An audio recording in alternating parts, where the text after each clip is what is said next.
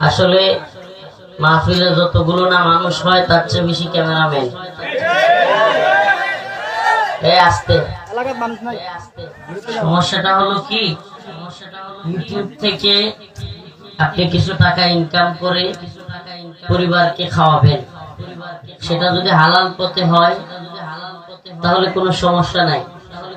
কিন্তু প্রবলেমটা যে জায়গায় সেটা হলো ইউটিউবে ওয়াজের ফাঁকে ফাঁকেও মহিলাদের নাচ সহ কিংবা মহিলাদের অ্যাডভার্টাইজ সহ অ্যাড আসে। মুফতিয়ানি কেরাম আছেন, যদি কোনো মহিলার অ্যাড আসে এবং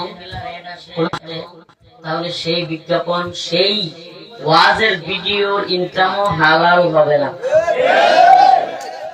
ভালোভাবে বুঝলেন, অ্যাড আসার সাথে সাথে ওই অ্যাড মহিলাদের হইলে কিংবা হারাম পণ্যের হইলে সেই ওয়াজ প্রচার করতেছে, অথচ ইনকাম কি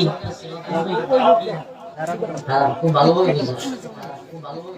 তো যারা ইউটিউবার তাদের বেশিরভাগ আকসার নিয়ত হলো টাকা কামান, দিন প্রচার কোনো নিয়ত নাই। আকসার ইল্লা আছে এক দুইটা, মাঝে মাঝে খুব কম।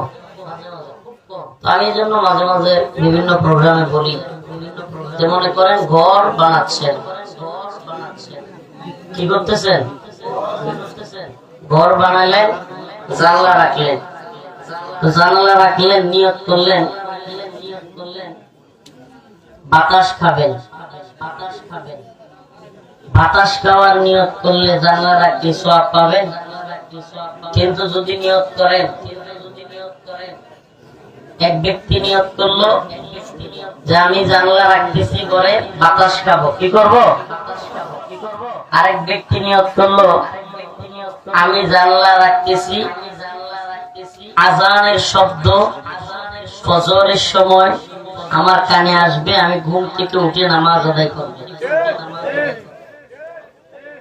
আচ্ছা বলেন, এই ব্যক্তি কি শুধু আজানের শব্দে ঘুম থেকে উঠবে নাকি বাতাসও খাবে? তাইলে আজানের শব্দ শোনার নিয়ত করার কারণে সওয়াবের সওয়াবও পাইলো, বাতাস খাইলো পাও। আরেক ব্যক্তি কি নিয়ত করছে? শুধু বাতাস খাবে, সে কি সওয়াব পাইলো? তেমনি ভাবে ইউটিউবার যারা, এদেরকে নসিহত দেই, আর দ্বীন ওয়ান নসিহত, দ্বীন হলো উপদেশের নাম। এই জন্য নসিহত দিচ্ছি, আপনারা যারা ইউটিউবার বিভিন্ন ভিডিও করে তারপর ফেসবুকে দেন, অন্য সময় গানের ভিডিও করেন, পারলে এলাকার যা মন চায় তার ভিডিও করেন। এখন ভাইরাল হুজুর যেহেতু আইছে, এই ভিডিও একটু সারি, যদি আমার চ্যানেলটা একটু উড়ে, এই দামটাও আছে। আল্লাহ পাক এই ভাইরালিজম, সেলিব্রিটিজম থেকে আমাদেরকে রক্ষা করুন, বলো আমিন।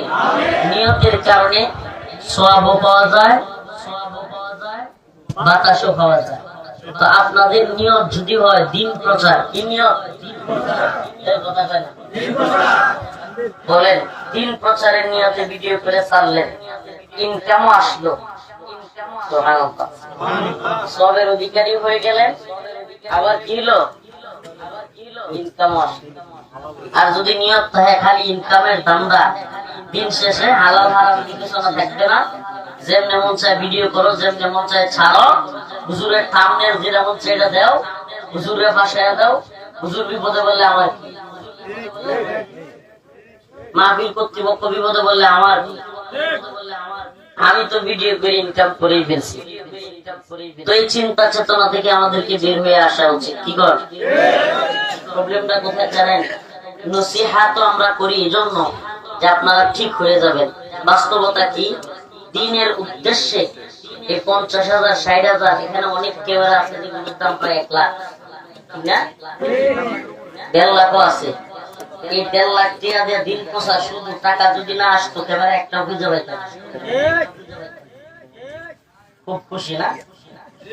এদেশের কোন মসজিদে 10,000 12,000 6,000 7,000 বেতন যদি না ধরা হইতো, ইমাম খুঁজে পাওয়া যেত না।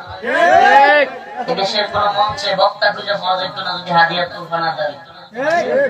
অবস্থা কোথায় আছে? এদেরকে নসিহত দিলাম না, নিজেদেরকে নসিহত দিলাম, চেষ্টা করলাম। মাদ্রাসা বন্ধ হয়ে যাবে, উস্তাদের যদি হাদিয়া আগে চাকরি করবার চায় না, আমি যে একটা মাদ্রাসা পরিচালনা করি তো আগে হাদিয়া ফিক্স করতে হবে। স্কুল কলেজ ভার্সিটির মতো দ্বীনি প্রতিষ্ঠানগুলো, দ্বীনি কাজগুলো আজকে শুধুমাত্র দুনিয়া দুনিয়া তালাশ করার মাধ্যম হয়ে গেছে। মসজিদ দ্বীন না দুনিয়া? মাশাআল্লাহ, মসজিদ দ্বীন না দুনিয়া? মাদ্রাসা দ্বীন না দুনিয়া? দ্বীন কেন্দ্রিক আছে নাকি দুনিয়া কেন্দ্রিক হয়ে যাচ্ছে?